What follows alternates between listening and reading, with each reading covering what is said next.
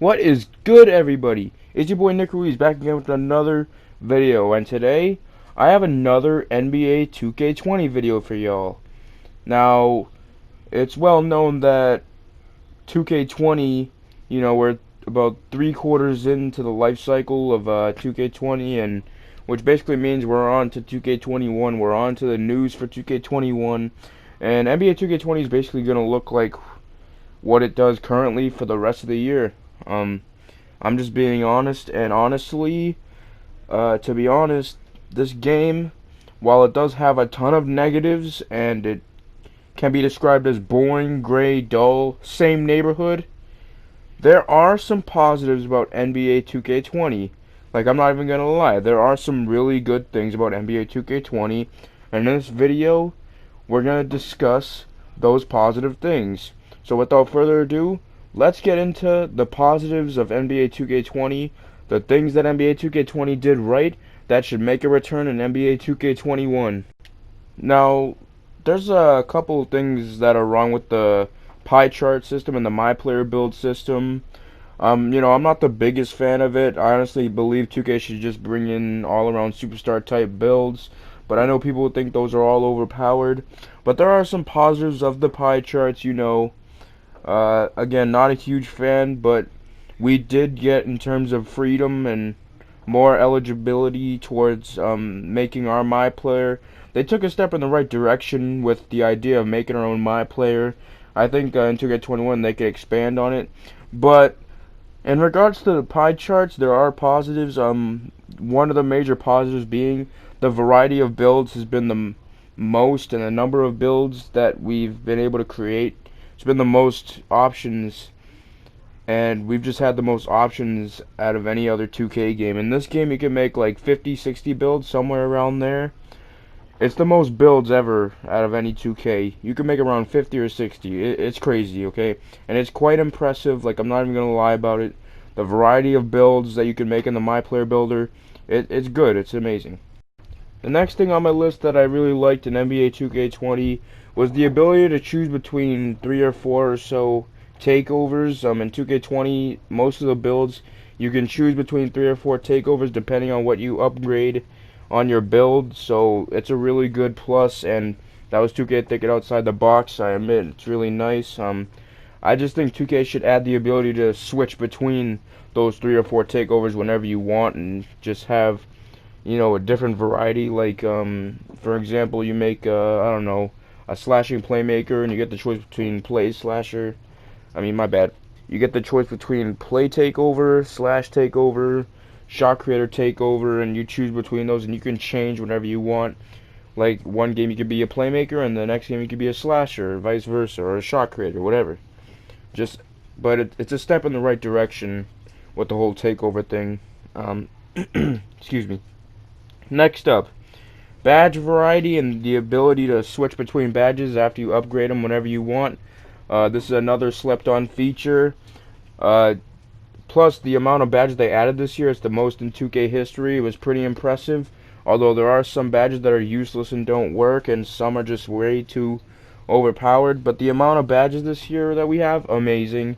And the fact that we can switch whatever you want between those badges after we get all of them upgraded, it's pretty sweet, man. And that's, again, I like when 2K thinks outside the box, because it's like, a lot of people think they're dumb. It's like, they're really smart. And when they think outside the box, like, some of their ideas just are really, really good. My next point, the overall system this year, while there are very many problems, like, for example, making no sense when it comes to fluctuating, like when you lag out of Wrecker Park and then you just drop from 99 to 95 again. That's a big problem that I will be discussing in the next video, because my next video after this is going to be negatives of NBA 2K20 that shouldn't return in 2K21. But this video is about all positives. The overall system is so much better than last year. I remember in 19 and 18 when you had the road to 99, it took you 6 months of sitting on your butt just to hit 99 overall, okay? And now you can get to 95 overall. It still takes a long time. Don't get me wrong. It still takes a bunch of useless time. But it is way faster and a much easier process. And I do respect 2K for getting rid of the road to 99, because I know they love that system very much. Which brings me to my next point, okay? You guys brought back the amazing and OG park rep system. I do appreciate this. You guys brought it back. We love you for it. Um, with some good, not too bad, some decent park rep rewards. Those can be worked on as well. But you guys did bring back the park rep system, which we've been asking for back since 2K17. So it's another step in the right direction. I'm glad you guys brought it back. Um, just tweak it a little bit, you know. My next point, and this is a little slept-on feature that I don't think is talked about very often. The training facility 1 week boost. When you go to the training facility and do that workout one time a week, and you get a week boost. It's about 3 or 4 attribute cap boost, and you complete one workout a week, and then you get the whole week of that boost. It's amazing, man. It's a 2K thought outside the box with that one. I like that. That should return in every 2K definitely. My next point is regarding to the clothing and the content in this game. Okay, especially in swags. Let's face it, man. The clothing content, they usually give us new clothes every 1 to 2 weeks. You know what I'm saying? And that content is just the best, okay? It's the most clothing we've ever seen in a 2K game. The number of brands we've had this year, it's been the most ever. So as far as the clothing in 2K20, it's the best it's ever been. Like, I can't even lie. Like, 2K is really good at adding new clothing.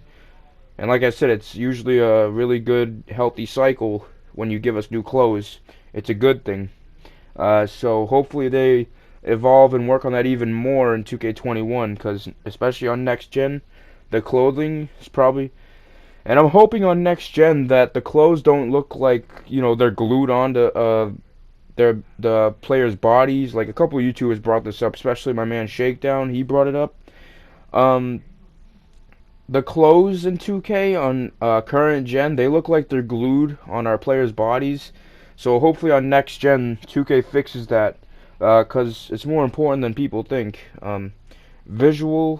Visualization in a video game is very important.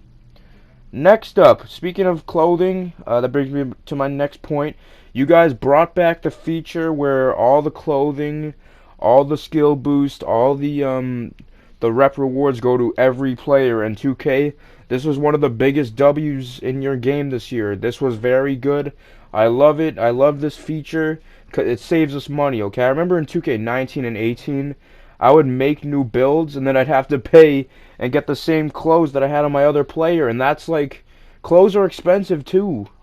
Like, I don't remember. I know in 2K19, the do-rags were like, what, 10,000, 20,000 VC? That's insane, bro. And you have, if you wanted a do-rag, you had to buy it on every new build, and a waste of money, man. In 2K20, you save more VC because you don't have to pay for clothes. You just have to pay for new builds attributes, which is still pay to win, which is still a lot of money. Don't get it wrong. Don't get it twisted. It's still a lot of money, but it's a good thing that now they let clothes transfer to every my player, and all the park rewards and mascots and stuff like that. They transfer. This is a good thing. 2K, please keep this in 2K21. It's a very little detail and a very little feature that makes such a big difference. It saves money. I'm all for saving money. Okay. My next point is 3v3 Pro-Am is a W. I wouldn't be mad if they took it out in 2K21, but I also would be kind of happy if it stayed and 2K did some improvements. And there are some problems which I will discuss again in my next video when I do the negatives of 2K20. 3v3 Pro-Am is a massive W. Like, it lets you grind badges with your friends. It lets you go off against elite squads and 3v3 Pro-Am with your buddies. It's basically a hangout session with your friends, and I love it, man. It's amazing. The only negative I see, and it will be discussed in the next video, is repetitiveness, and you face the same teams like 5 times, to the point where you have to start over and make your team all over again just to get some new matchups. Like, that needs to be fixed. But again, 3v3 Pro-Am, the mode as a whole and the concept, it's very, very good, man. I love it. I love 3v3 Pro-Am. And now on to my last point, okay, of positives in NBA 2K20, okay? I say the park badges that 2K added, because, once again, they thought outside the box. They added park badges in 2K20. while some of the badges make no sense and don't really work, or for example, I'm gonna name in a second ways that they are horrible. But the concept of park badges is a great concept, okay? And they actually brought in some pretty good badges in the park, okay? So let's go over those badges, okay? First, we have nothing easy. This badge either needs to be fixed or deleted altogether because this badge activates in the worst situations. Like, it would be one thing if like we could just punch or tackle the dude and not get a foul. That would make more sense to me, but then that would just be, I guess, overpowered. But again, this badge activates in the worst situations. This is why it needs to be fixed, in my opinion. Um, yeah, just stop making it activate in the worst situations. Next badge, Iron Wall. Now it's fixed. 2K has fixed it since then. My problem is, like the first or second week, this badge was overpowered. If you had a 7-3 center with Hall of Fame brick wall, this badge was very overpowered, and they fixed it. But another problem is this badge is earned at a low rep. You get this at like All-Star 1, I believe, or All-Star 2. This should be earned at like Superstar 1, Superstar 2. Like, this badge is very overpowered. It shouldn't be earned at a low rep, in my opinion. So make it at a higher rep. Next up, Screen Crusher is good. Park Handles is good, and Takeover Booster is amazing. I love the Takeover Booster. But that's gonna do it for this video, y'all. It's been your boy Nick Ruiz. What do you think of my list of positives in 2K20? I love you all. It's been your boy. Please like, comment, and sub if you're new. Join the gang. I love you all. I'll see you soon. Peace.